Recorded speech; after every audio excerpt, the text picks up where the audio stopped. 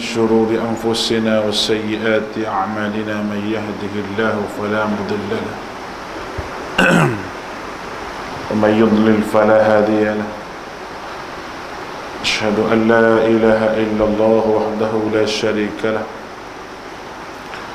وأشهد أن محمدا عبده ورسوله اللهم صل على محمد وعلى آله وأصحابه ومن تبعهم بإحسان إلى يوم الدين قالوا سبحانك لا علم لنا إلا ما علمتنا إنك أنت العليم الحكيم ولا حول ولا قوة إلا بالله العلي العظيم اللهم علمنا بما جهلنا وذكرنا منه ما نسينا اللهم فقهنا في الدين وعلمنا التأويل واهدنا إلى سواء السبيل قال رب اشرح لي صدري ويسر لي أمري واحلل عقدة من لساني يفقه قولي رب يسر ولا تعسر بتمم بالخير. Kita sambung lagi kitab Masail Jahiliyah karangan Syekh Muhammad bin Abdul Wahhab. Kita telah bincang pada masalah yang 46. Masalah yang ke-46 berkenaan dengan mendustakan ayat Malik Yaumiddin. Mendustakan ayat Malik Yaumiddin, iaitu kita telah bincang di antara perbezaan perkataan Malik dan Maliki Yaumiddin. Beza di antara perkataan Malik Yaumiddin dan juga Malik Yaumiddin. Malik Yaumiddin kita sebut bermaksud memiliki. Allah Subhanahu wa ta'ala yang memiliki. Dan kalau kita baca Malik Yaumiddin bermaksud raja. Kedua-dua bacaan dan qiraat itu adalah daripada Nabi sallallahu alaihi wasallam. Maka boleh dibaca dengan kedua-dua. Sama ada dibaca dengan Malik Yaumiddin ataupun Malik Yaumiddin. Itu adalah ilmu qiraat. Ilmu qiraat ni kalau kita nak mengaji, kita kena buka Matan Syatibi. Perbahasan berkenaan dengan ilmu qiraat, pelbagai bacaan yang boleh dibaca. Yang kita baca ni nama dia qiraat Hafsin an Anasim. Iman Hafsin daripada an Anasim. Dia ada qiraat Ruwais, dia ada qiraat Warash. Ilmu-ilmu qiraat ni kiranya ilmu yang kalau orang ambil kuliah Quran mesti dia mengajilah ilmu ni. Mesti dia kena tahu. Dan di mahad tahfiz saya tu memang kena hafal. Di antara sukatan pelajaran kita iaitu Matan Syatibiyah tu dia kena hafal. Dalam tempoh 4 tahun, 5 tahun dia mengaji tu, dia kena tahu ke 7 qiraat. Ke 7 qiraat. Itu target kita lah. Target kita, dan dia akan diambil untuk jadi imam tarawih di mana-mana masjid untuk dibacakan rakaat yang berbeza-beza. Rakaat berbeza-beza, dia baca 2 rakaat qiraat ni, 2 qiraat ni. Biar orang boleh ada ilmu berkenaan dengan qiraat. Itu kita punya target kita. Cumanya masalah qiraat ini biasalah ada yang mempertikai dan ada yang menerima.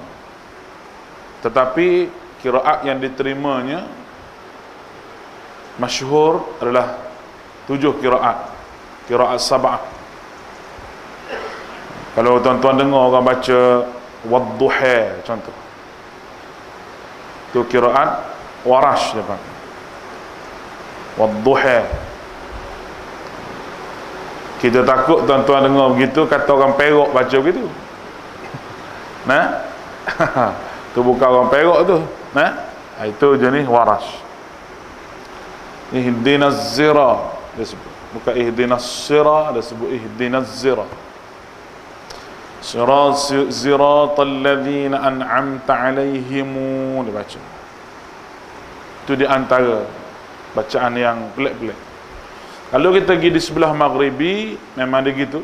Memang dia baca qiraat Warash. Masyhur lah, imam-imam dia semua baca qiraat Warash. Surah Yusuf tu banyak. Kalau imam tu baca qiraat Warash, banyak benda yang berbeza dengan apa yang kita baca. Qiraat Ruwais contoh. Kita baca qad aflahal mu'minun. Tu kita baca. Dia baca qad aflahal mu'minuna. Qad aflahal mu'minuna. Nah, dia tu sikit tak banyak. Bukan qad aflahal mu'minuna, bukan. Mu'minuna. Bunyi-bunyi ha je belakang. Itu kaedah dia. Nah, nak tahu kaedah tu kena pergi mengaji lah. Kena mengaji. Boleh nak mengaji, tak apa, kita ajar. Tapi kena sungguh sikit. Sebab dia melibatkan bahasa sikit. Dan kalau tak hafal dia punya formula dia tu, macam sifir lah, macam sifir. Kita tak hafal sifir dia tu, kita tak akan ingat. Begitu juga ilmu qiraat ni, kalau orang tak hafal matan Syatibi tu, orang tak boleh. Kalau matan Syatibi tu, matan yang makna kitab Syatibi, kena hafal. Situ formula dia. Formula dia duduk di situ. Dan bila orang ambil kuliah Quran, memang dia akan hafal. Dia tidak dinamakan kuliah Quran kalau tidak hafal matan Syatibi. Dia kena hafal. Baik, itu sekadar pengenalan untuk kita tahu. Supaya kita pergi negara-negara luar daripada tempat kita ni. Di Malaysia ni, kebanyakan Malaysia, Indonesia, Thailand dan Asia Tenggara ni, kita kata banyak menggunakan hafz, qiraat Iman Hafsin an Anasim. Begitu juga di Saudi, masyhur qiraat Hafsin an Anasim. Kalau kita pergi sebelah negara-negara orang kulit hitam tu, dia banyak Warash. Dia banyak baca Warash. Dan juga Mesir memang lubuk orang ngaji qiraat ni di Mesir. Banyak syekh-syekh Mesir kadang-kadang orangnya biasa je buat syekh qiraat ni, kadang-kadang jadi driver taksi, kadang-kadang dia jadi orang biasa-biasa tapi ilmu qiraatnya, ilmu Qurannya hebat. Itu anugerah Tuhan bagi pada dia. Jadi kita ni, kita kena membina generasi Al-Quran ni. Kalau kita tak bina generasi Al-Quran ni, sampai bila-bila? Dua benda yang orang tak mari mengaji dengan saya. Yang pertama, orang tak mari mengaji qiraat. Yang kedua, orang tak mari mengaji tarannum. Dua-dua tu saya mengajar, saya mengaji. Guru pun ramai, qiraat. Tak ada orang mengaji, dia qiraat dengan saya. Kita buka Mahat Tahfiz ni, nak suruh pelajar mengaji lah. Di antaranya. Yang kedua, tarannum. Tarannum tu saya malah ajar sebab tak penting. Sekadar nak memperindahkan baca tu bolehlah. Kalau dia nak tanding tu, dia pergi cari untuk guru lain lah. Sekadar nak tahu tu Iman ni baca lagu apa. Jangan lagu Hindustan sudahlah. Sekadar nak tahu tu Iman tu baca lagu, baca laqab apa hari ni hak dia baca. Sabah ke, Nahwan ke, Hijaz ke, Bayati ke, Bayati Husaini ke. Semua tu perlu pada ilmu. Dan kita boleh beza. Kita dengar imam ni baca, orang kita ni banyak baca ras. Alhamdulillahi Rabbil Alamin. Tu basic itu. Ar-Rahmanir Rahim. Maliki Yawmiddin. Tu dia panggil ras. Kalau lagu biasa awal tu dia panggil bayati. Alhamdulillahi Rabbil Alamin. Steady je. Tengok atas ayat lah nak letak lagu. Tu tak ada orang yang mengaji dengan saya lagi. Kalau nak masuk tanding, saya bagi tahu dah. Saya tak mau ajar. Tak bahaja, nak masuk tanding. Tapi kalau nak ilmu, nak tahu ayat ni kita nak letak lagu apa ni, ayat ni kita nak baca macam mana ni, tu boleh mengaji. Tapi buat marilah KFC, McDonald dulu. Baik. Huraian yang bahagian kedua Malik Yaumiddin. Baik. Apakah hubungan dengan ayat yang sebelumnya? Alhamdulillah Rabbil Alamin, Ar-Rahmanir Rahim, Malik Yaumiddin. Ayat sebelum daripada Malik Yaumiddin ni ada ayat Ar-Rahmanir Rahim, berkenaan dengan nama-nama Allah Subhanahu wa taala ataupun sifat Allah yang utama. Sifat Allah yang diambil daripada perkataan Rahman. Ar-Rahman, wa-ra, wa-ha, wa-mim. Ar-Rahim juga ada wa-ra, wa-ha, wa-mim. Rahmat ni maknanya belah kasihan. Kemudian selepas daripada Allah Ta'ala menyebut kedua sifat ni, Ar-Rahman, Ar-Rahim, Allah Ta'ala terus memperkenalkan diri dia bahawa diri dia berkuasa di akhirat, hari kiamat. Baik. Memang ada sifat belah kasihan Allah ni. Memang ada. Walaupun begitu, walaupun ada sifat belah kasihan, umat ini akan berada dalam ketakutan juga apabila bertemu dengan hari kiamat. Karena itu kita kena faham, Allah Ta'ala ni bukan hanya sifat dia belah kasihan saja, tapi sifat Allah Ta'ala juga sifat yang keras ataupun bengis. Hari kiamat ni berlaku amat menakutkan manusia, lebih-lebih lagi kepada orang kafir. Lebih-lebih lagi pada orang kafir. Walaupun beza dia. Orang kafir dia takut masa hari kiamat. Takut dia tak berguna dah. Dia takut bila tengok neraka. Dia takut bila tengok azab. Dia takut bila tengok neraka yang menjulang-julang depan dia. Takut tu takut yang tidak berguna. Orang mukmin dia takut juga hari kiamat. Tapi bermula takut dia tu daripada atas muka dunia lagi. Maknanya takut dia tu dia siap-siap atas muka dunia lagi untuk takut pada Allah Subhanahu wa taala. Kerana Allah Subhanahu wa taala telah sebut dalam Al-Quran, ya ayyuhan nas ittaqu rabbakum inna zalzalatas saati syai'un azim. Suratul Hajj ayat pertama. Wahai manusia, ittaqu rabbakum, takutlah kamu kepada Tuhan. Lepas daripada takut, Allah Ta'ala letak perkataan inna zalzalatas saati syai'un azim. Sesungguhnya gegaran kiamat itu amatlah dahsyat. Maknanya orang mukmin diperintahkan supaya takut atas muka dunia. Baik. Oleh kerana keadaan hari kiamat tu amat menakutkan kita bagi orang mukmin, kita tak tahu lagi macam mana nasib kita. Hari kiamat ni kita tak tahu.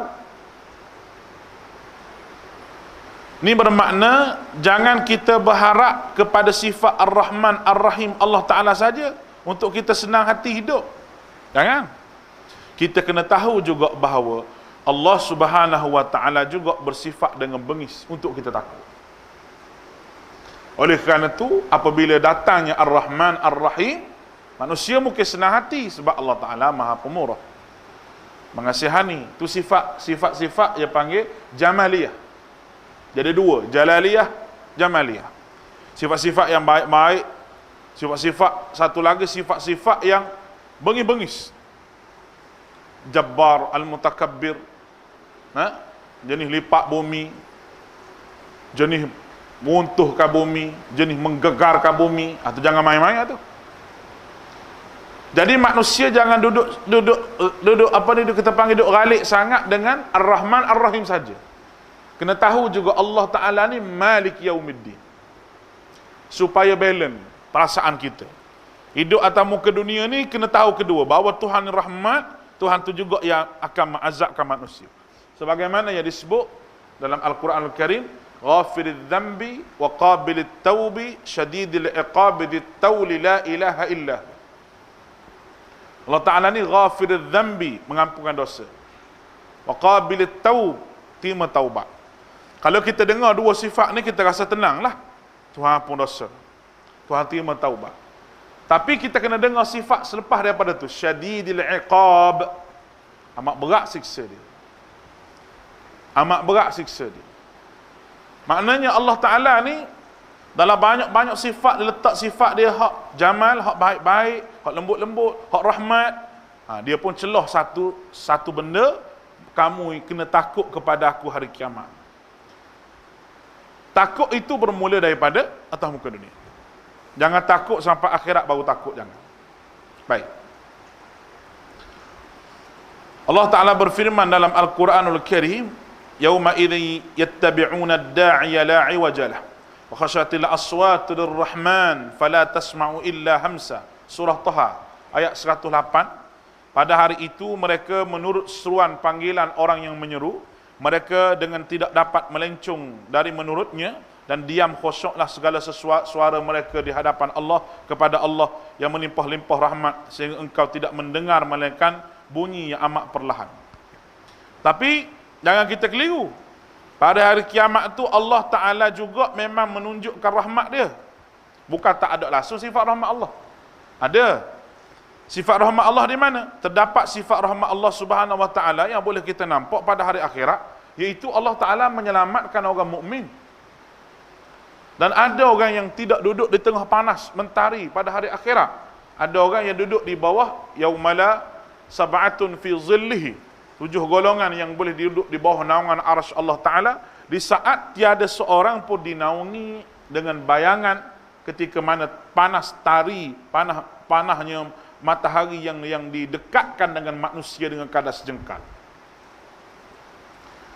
Matahari dengan kita hari ini mungkin juta kilometer. Nak kira matahari itu dengan kita. Dan cahaya matahari yang memancar di atas muka bumi pada hari ini, dia tidak direct.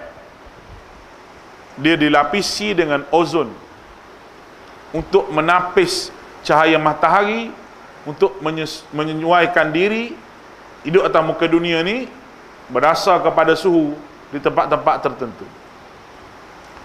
Allah Ta'ala buat lapisan.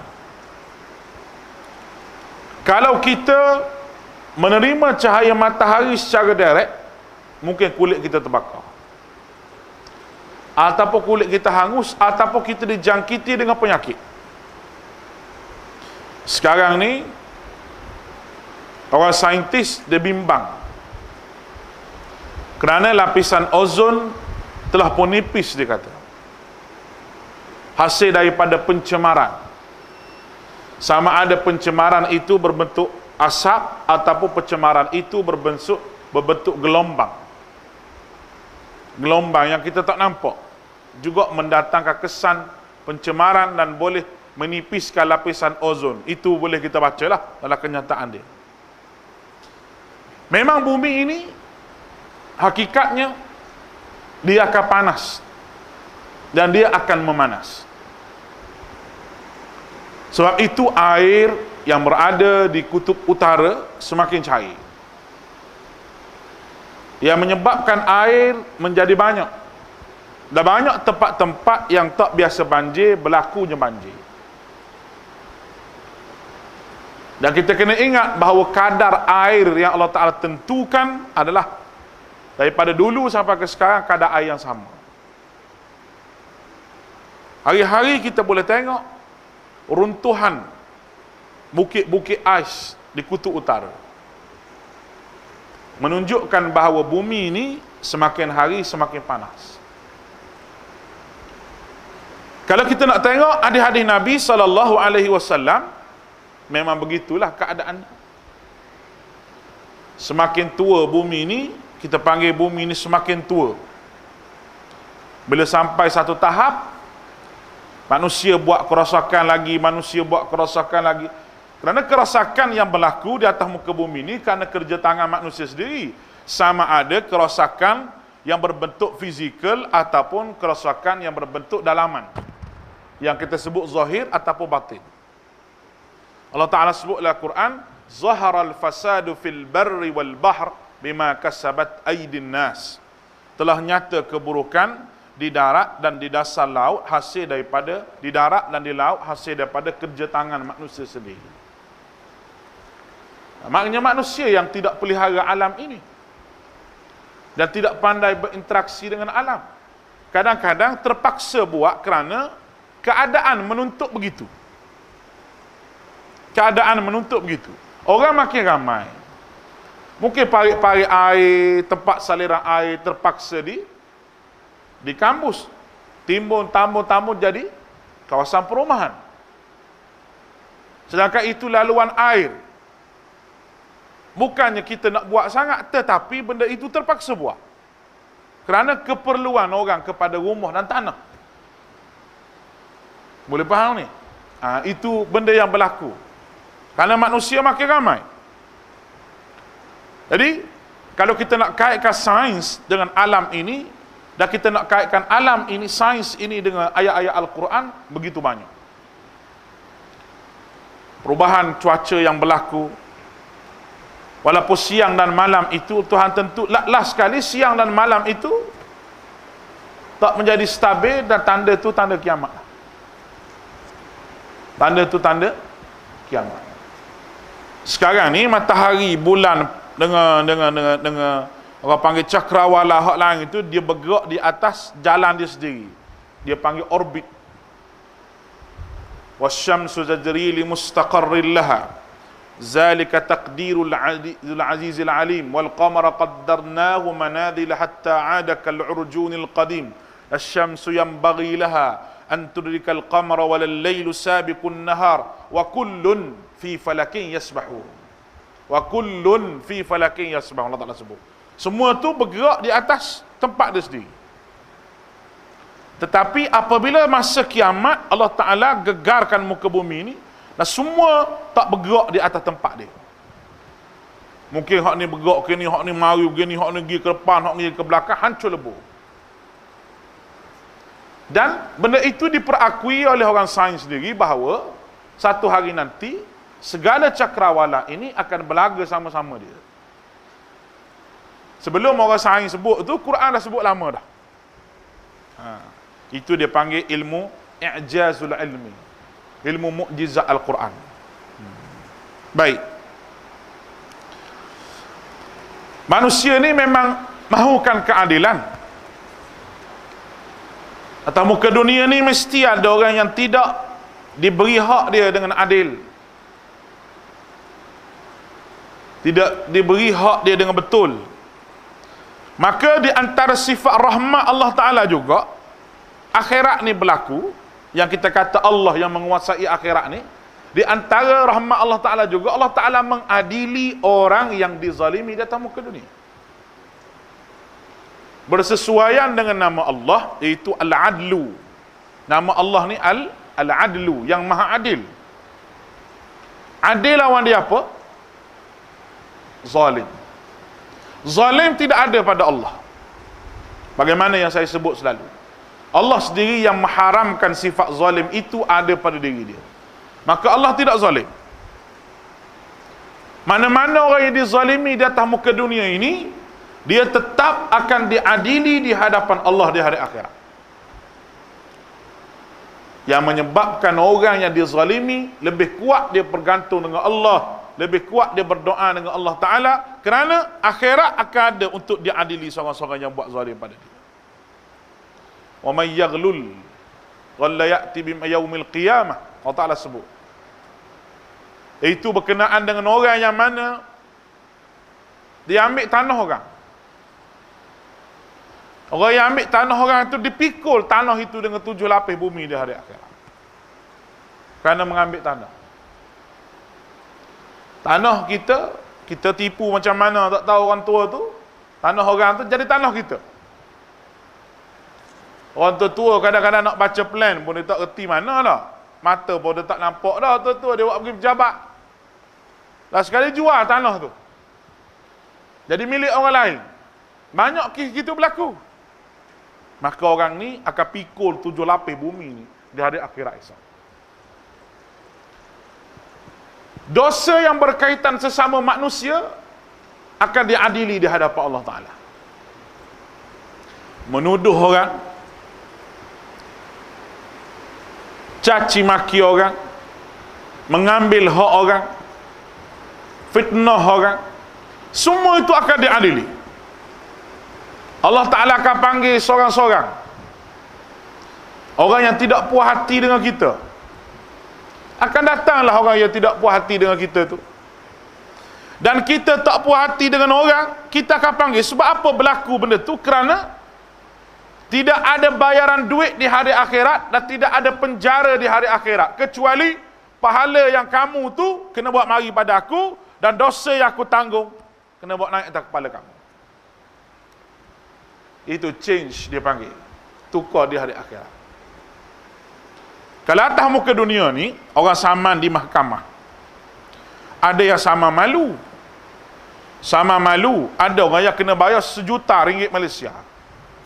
Kaya dia. Sebab apa? Sebab sama malu.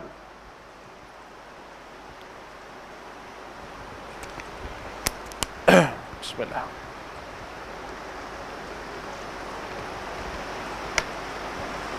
Ada satu majlis agama di Malaysia ni, dia buat keluar surat. Surat tu ada nama saya. Lepas tu ada penceramah Indonesia seorang. Saya 2 orang je. Dia ada di masjid-masjid, mengatakan fahaman yang bercanggah dengan ahli sunnah wal jamaah. Saya telefon majlis agama negeri tersebut, minta tarik balik. Kalau tidak saya saman. Oleh kata kita tak tahu macam mana boh mu saing tu. Hak tanda tangan tu boh mu, ke siapa dia? Ke jin tanda tangan situ. Nah, kita cakap gitu dengan dia.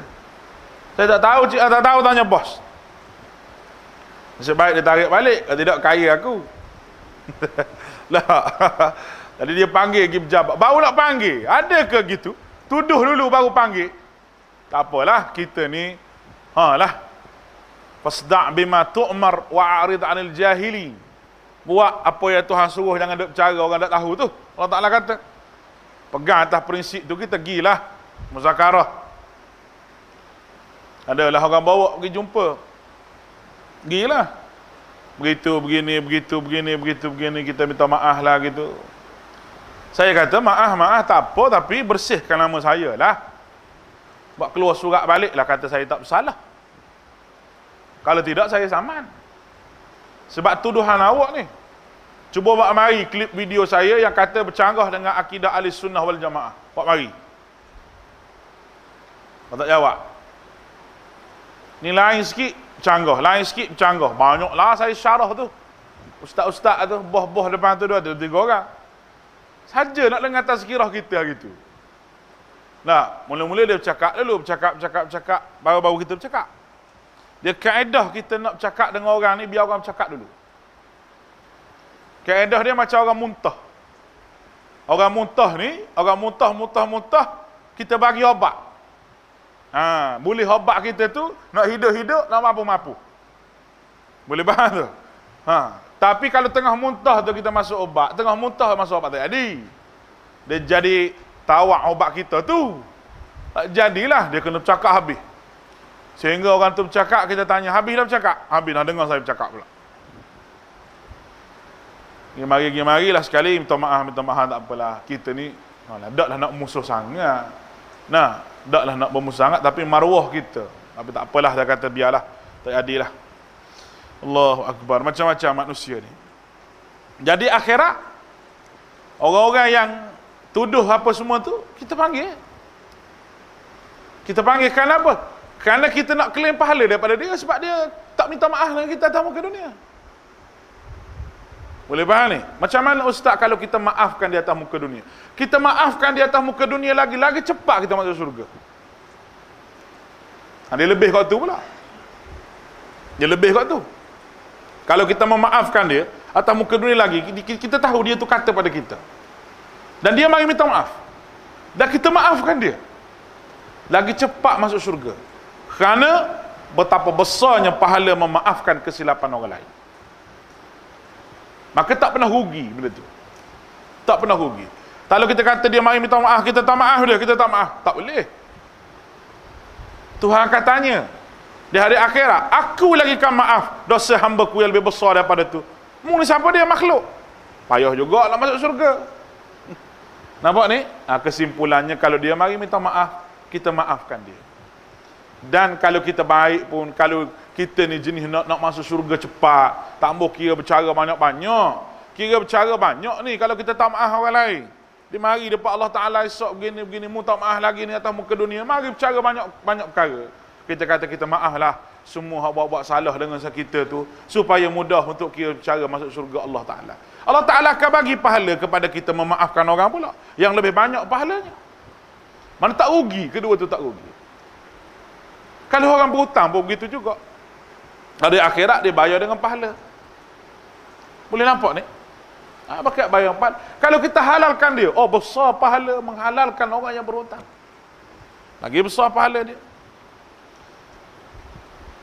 RM5 boleh, Ustaz halal ni main RM50,000. Nah, lagi banyak duit, lagi besar pahala. Cuma kita tu sanggup ke tidak untuk menghalalkan tu je. Dia duduk situ.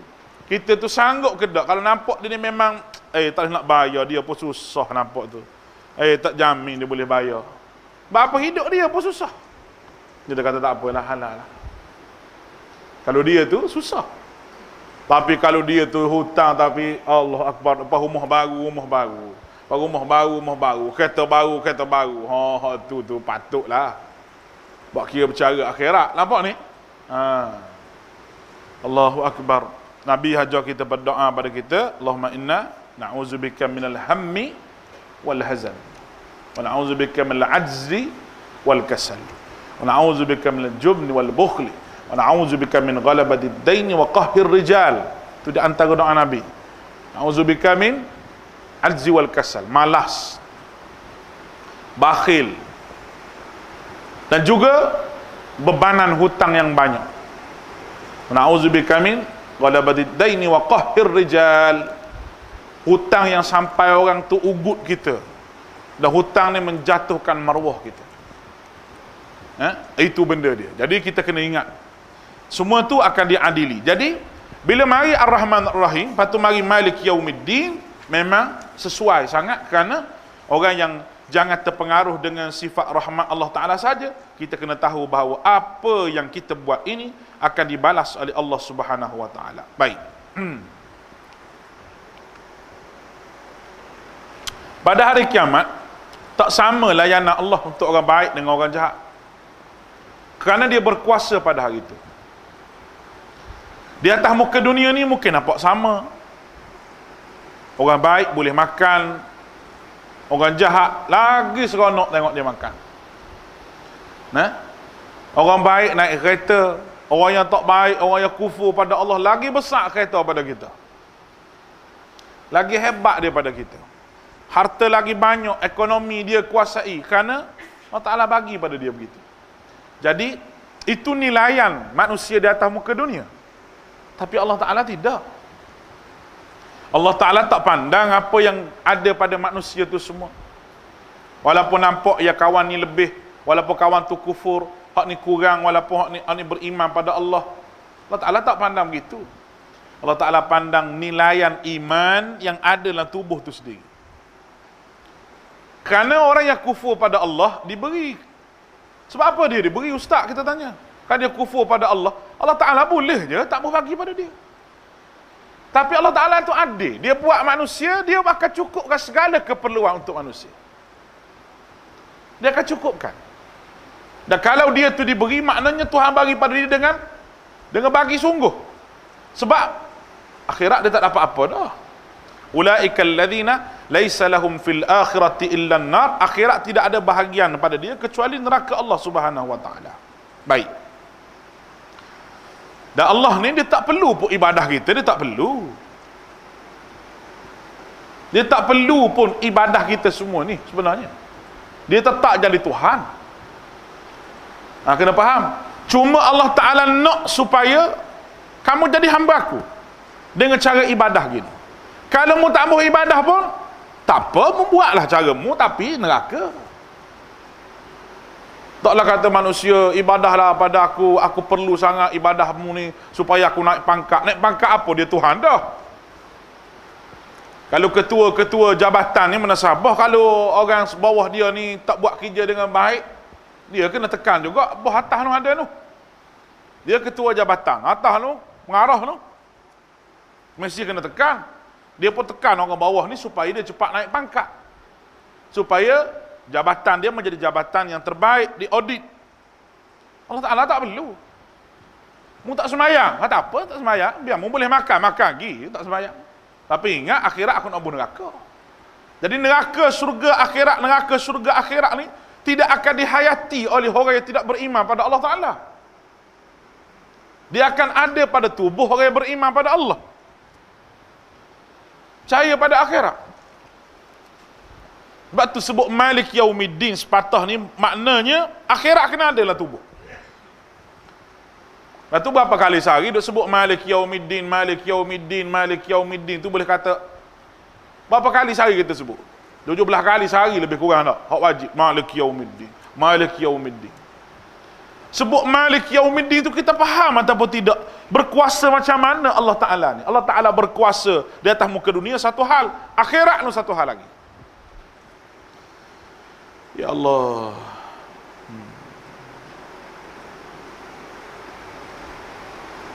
Baik. Dan kita kena berikan kepada Allah Subhanahu wa Ta'ala ni ketaatan kita kepada Dia dengan cara ibadah yang ditetapkan. Kerana kamu kena taat hanya kepada aku melalui Rasul aku. Ni jalan ketaatan. Lain daripada jalan tu tidak dikira sama sekali sebagai ketaatan. Walaupun benda itu sudah disebut ketaatan oleh orang, tapi tidak diiktiraf oleh Nabi, maka tidak boleh jadi ketaatan. Baik. Satu perkara lagi. Setiap kali kita baca Malik Yaumiddin, kita kena tahu bahawa setiap apa yang kita buat ini ada kesan dia kepada diri kita. Semua perkara bermula daripada percakapan kita, ada kesan kepada hati kita, perbuatan kita, dan termasuk benda yang orang lain tak tahu, itu niat kita. Ada kesan kepada perbuatan dan juga hidup kita atas muka dunia. Kita berkahwin, bagi contoh berkahwin ni senang sikit, kalau sebut berkahwin ni kita pun segar sikit tak? Berkahwin, ada orang ada masalah dalam rumah tangga dia, jadi kita tanya dia, apa niat awak berkahwin dulu?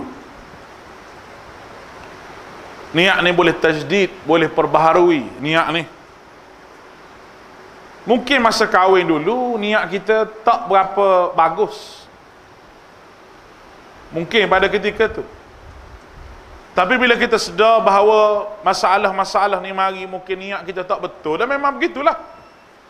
Kerana wa innama likulli imri'in ma nawa. Apa yang kita niat, yang tu yang kita dapat.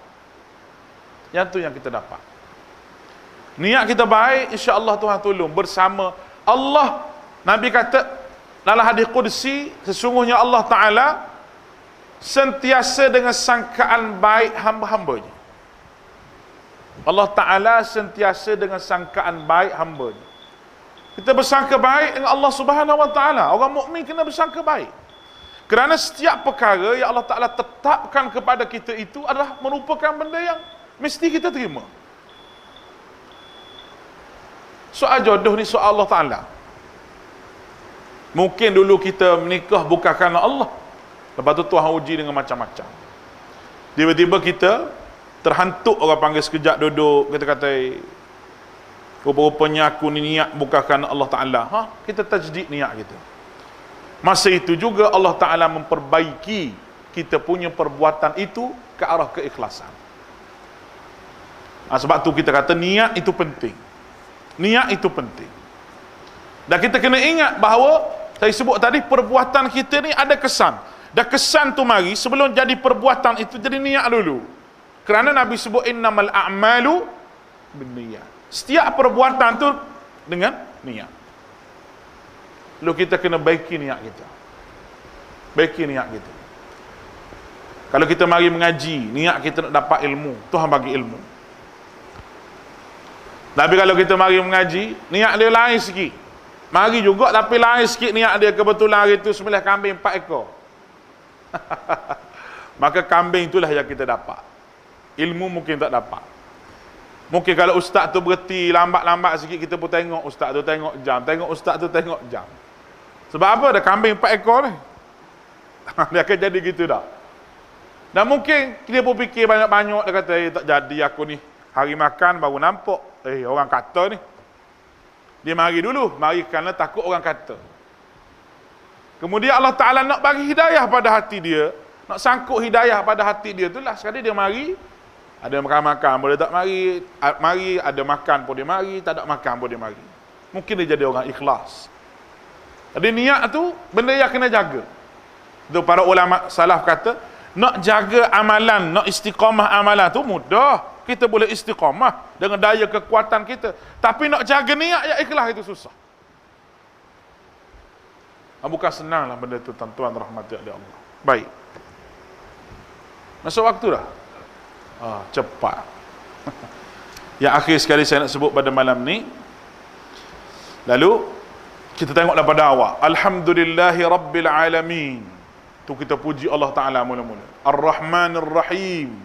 Kita rasa Allah bersyukurnya ada Tuhan yang Maha Pemurah. Walaupun kita buat apa-apa pun, tapi Tuhan sedia nak ampun. Walaupun kita buat apa-apa pun, Tuhan masih lagi buka mulut kita nak makan. Allah bersyukurnya. Lepas tu Malik Yaumiddin. Kena ingat, bersyukur-bersyukur juga. Tapi kena ingat, akhirat ada. Akhirat ni akan dibalas setiap perkara yang kita buat. Jadi, itulah untuk malam ni, insya-Allah kita sambung pada kuliah kita yang akan datang. Dan habislah huraian Malik Yaumiddin pada bahagian kedua ni. Semoga ayat ini menjadi galakan kepada kita untuk buat baik. Tak sama dengan orang jahiliyah ni. Saya sebut dia, kenapa dia ni mengingkari dan mendustakan Malik Yaumiddin. Barulah kita jumpa punca dia, kerana akhirat tu tak ada dalam jiwa dia. Tu musyrikin Mekah. Kalau musyrikin Melayu pun gitu juga. Bila akhirat tak ada dalam jiwa, maka segala-gala benda tu akan jadi rosaklah kehidupan dia. Jadi kita sambung pada bulan yang akan datang. Di tangan saya ini, minta tuan-tuan fotostick lah semua. Satu risalah yang kita buat, iaitu berkenaan dengan capal Nabi. Rajah rekaan itu bukan selipar ataupun capal milik Rasulullah SAW. Lebih kurang ada 1 helai, 1, 2, 3, 4, 5 muka surat lebih kurang. Setiap nota yang kita buat ni ada rujukan di belakang. Rujuk pada kitab mana. Jadi tuan-tuan, saya nak tuan-tuan fotostick dan sebar kepada kawan-kawan kita, ke siapa, ke boleh sebar lagi. Boleh sebar lagi. Di sini semua ada. Siapa yang mula buat lakaran selipar Nabi, apakah bahaya menyamakan, menyerupakan simbol tertentu, konon untuk bertujuan cinta pada Nabi. Hujah dia yang pertama, 2, 3, 4, dan juga kesimpulan dia. Dia buat kesimpulan. Dan ini adalah tulisan seorang sahabat saya yang saya rasa cukup-cukup ringkas, padat, untuk kita bagi pada kawan-kawan kita, yang mana sekarang ni tengah hot orang panggil isu benda ni. Isu apabila ada orang agama juga yang mengatakan bahawa boleh kita ambil tabarruk dengan lakaran selipar Nabi itu. Bermakna kita boleh tabarruk juga dengan lakaran Kaabah. Kita boleh tabarruk juga dengan lakaran-lakaran lain. Kalau lakaran selipar Nabi boleh. Nampak ni? Dia membuka ruang kepada syirik yang banyak. Jadi tuan-tuan, boleh ambil ni. Saya tinggal di sini. Boleh fotostick banyak-banyak. Dan tuan-tuan ambil itu boleh fotostick lagi. Untuk bahagian pahala tuan-tuan. Saya pada orang, insya-Allah. Mudah-mudahan ilmunya dapat manfaat, dan itulah ilmu yang dimanfaatkan untuk sampai kepada akhirat. Walaupun kita mati, orang yang dapat ilmu ni, pahala kita sampai, insya-Allah. Aqulu qawli hadha wa astaghfirullahal azim li wa lakum wa ufawwidu amri ila Allah, innallaha basirun bil ibad. Assalamualaikum warahmatullahi wabarakatuh.